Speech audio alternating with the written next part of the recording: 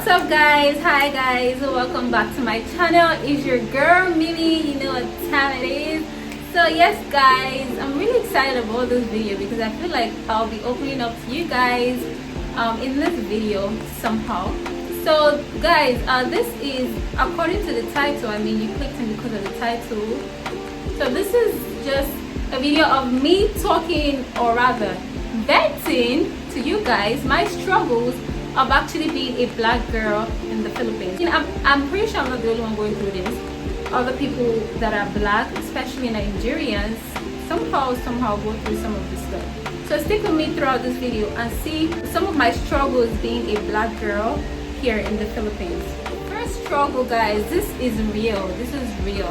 The first struggle is hair. Hair struggle can never get old. Like, it's like one of the main struggles we face here because our hair is like kinky hair. Black hair is like kinky hair, so we have to worry about how we're going to make our hair, how we're going to relax our hair products and all this stuff. As you guys know, Filipino hair are like straight hair, so you can't really, it's not usual to find a hairstylist that could do your hair. Only a black person or a Nigerian person. And obviously some of these people sometimes are not available. You have to like wait on. It's not like you can just walk into a salon and do your hair. You have to make an appointment with like your fellow black person and do your hair and all those stuff. So it's really pretty difficult because sometimes the person is free, you're not free, so the time might not be, you know, suitable for the two of you. So that's a struggle. That's one of my struggles, you guys. Also, hair products like stuff for relaxing hair and all this stuff. Relaxing hair actually means making your hair like straight and making your hair more like looking kind of straight than the usual kinky. So some of us actually go through relaxing our hair and some of us want to be natural. So that is also a struggle because sometimes you might run out of these hair products. You can't just walk up in the mall and buy it because it's not what they use in this country, so it's not possible, except if you're getting from Nigeria or somebody's shipping in something for you or somebody is selling. And let me tell you guys something, since it's not something that is usual in this country, somehow it's expensive. It's more expensive than what we're usually used to back in our country. So it's not like, oh okay, I can just get this, whatever. It's kind of expensive because it's not usual here, and all the process of shipping it from the country and all those, so that makes it expensive. So it's not something that is easy to get in this country. Even the wigs, sometimes it's actually a struggle getting wigs because obviously this country, they don't really sell human hair. I mean, before you guys come for me in the comment section, I haven't seen human hair. Most times they sell synthetic wigs, so yeah, and you have to buy all the wigs from China or US or yeah, that you can't really walk into a store and get wigs. By the way, I sell wigs, guys. Let's not forget that. The description box is gonna be linked down below. So if you're looking for a human hair wig or whatever, contact me. I'm your plug, you know, the vibes. So yeah, we go through struggles of wigs as well. So the next thing, guys, is food. Although like Filipinos, rather Philippine foods, most of them are nice, right? But somehow you wanna go back home, like you wanna eat some of your home foods once in a while and all those. It's not something that is easy to get here because, like I said, this is an Asian country. They don't eat those kind of food, so you have to worry about buying this food. And like I said, they're not usually the same amount as what we're usually used to. Most times they're always actually very expensive, and you know, I'm a student, so these things are pretty expensive for me. Sometimes I have to, like, you know, not eat them, have to eat Filipino food because they're pretty much more affordable. So yeah, it kind of makes me miss home.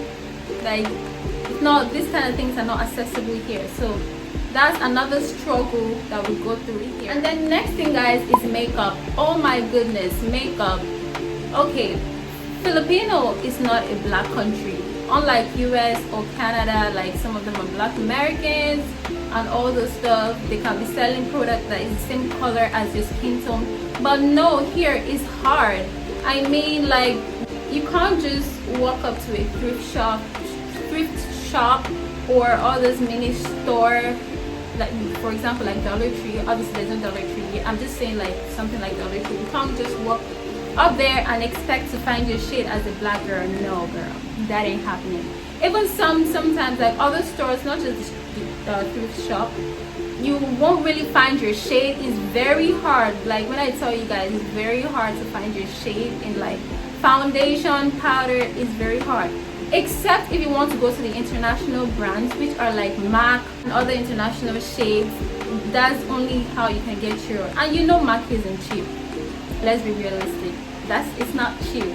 So yeah, we go through the struggle of having to find makeup that is our skin tone and all those stuff. So sometimes we have to wait for somebody that has gone back home to get it for us, all those stuff. So it's pretty much a struggle. Sometimes you have to kind of manage your makeup because it's not something that is easy to get here. So somehow you have to manage it and try not to run out as often.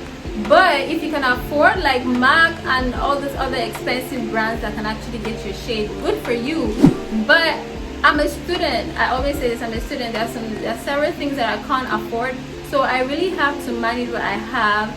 And that if I was in my country, if it was Nigeria, I mean, you can run out of makeup. You can get like, you can run into a store and get something that is a shade, because obviously more black people are there, and just pick some stuff and keep it pushing. So you don't have to worry about managing your makeup and all those stuff. So but I'm in this country, so I have to deal with it. Yeah. Next thing is clothing size. Girl, clothing size. Like, okay, me, I'm more of an advantage because I'm pretty on the slimmer side, because some of the Filipinos are slim, so I could actually get my size. But the problem that I have is that they're not really tall. All right, Filipino female are not really tall compared to black female or compared to me, because I'm a pretty tall person. So sometimes I like something, it might be jump up on me, especially pants. It might be jump up on me, I might end up having to drop it, and because I don't really like to wear stuff that are not really like up onto the floor. Is it that it's short or it's long? It can't be hanging on my leg. So I rather just drop it. So it could be really frustrating at some point. And then like the fact that sometimes when I want to buy stuff, especially pants, the waist could be my size, but the hips and the thigh are going to be too small, so I end up not taking that. I have to go for the bigger size. Now when I go for these bigger sizes, the waist is gonna be too big. So I'm buying stuff and also thinking about, oh, when am I gonna go to the tailor shop to slim fit the waist and all those stuff. So yeah, you have to also think about all the stuff. It's not something that you can just easily get, except if you want to go to the expensive brands like Zara. Zara is somehow expensive for me, but sometimes Zara, even I have to do the waist. Sometimes it's not really my size, but most times I could get my size. And also Forever 21, I got something from Forever 21 that I also had to slim fit, and sometimes I don't have to worry about those. But those are like foreign brands and not really Filipino brands, and like I said, somehow they are expensive. All right. Also, my boyfriend, I sometimes actually feel bad for him because he has to worry about the length of his trousers, because he's really a tall dude, and sometimes the pants might be his size, but it's not gonna be like, it could be his size in the waist, but the length is not gonna be his size. The length is gonna be shorter than him, so he might end up not buying that. So most times he gets his clothes from, I don't know where he gets his clothes. Somehow he manages to make it work. And then my friends also have the problem of having to deal with bra issue, because she's really a busty person. So somehow she doesn't find a bra that is her size, so she has to deal with that. Obviously, if you know the Filipinos, they are not really busty people, so you can get like stuff that are your size, but it's hard, it's not easy. But that's for my friend. I don't have to go through all that because I'm very I have small boobs, so that's not really a struggle for me for bra issue. That as well. So guys, the last struggle I have as a black person here in this country, especially being a Nigerian, is the fact that I can't really visit home often. Like, it's been long I actually went back home because the distance traveling from the Philippines to Nigeria is it's like a day, guys. It's like a day journey, and it's annoying when you think about it. Sometimes 2 days, actually depends on your airline. So sometimes when you think about it, oh, I'm traveling, and how many days am I staying? Because I'm a medical student, and most times we're like in school or whatever. So how many days do I want to stay after like using like 1 day, 2 days to get back home? So it's kind of pretty discouraging, and the flight is also expensive because of the fact that we're in Asian countries, so somehow the prices are like kind of higher than the usual price, like if you're traveling from London or all those places. So traveling home isn't as easy, all right? Yeah, also that, so it really sucks, but I mean, some people make it work, but like I said, this is my struggle. Okay, this is my struggle. So yeah, I think that's pretty much it. So yes guys, that's pretty much it for this video. I really hope you enjoyed this video. I really do hope that you enjoyed this video. Tell me what your struggle is. Like, do you relate to what I said? Tell me what your struggle is. Let me know in the comment section, guys. Like, let's rapport, guys, let's rapport. With that being said, don't forget to like, comment, and subscribe to this channel. Okay guys, forget the goofiness and all that. I'm actually really serious.